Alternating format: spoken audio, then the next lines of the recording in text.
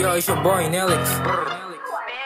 Yeah, yeah. I think you ballin', boy. Yeah, grabe ka dangerous. Paglapag sa maong beat, unyag ihaon, maon ay dangerous. Pag ako galing mo speech, walay saghit, maon ay dangerous. Shoutout sa ako ang haters, kamo kay losers, maon ay dangerous. Mamatay sa kasuya pag ako mo up, bitch, why you hating us? Wala lang ka na inform nga na asta bada, dagang gahiha. Bawal diri mga pussy, gaapil-apil sa among gang, ha? Yeah, fuck 12, ho.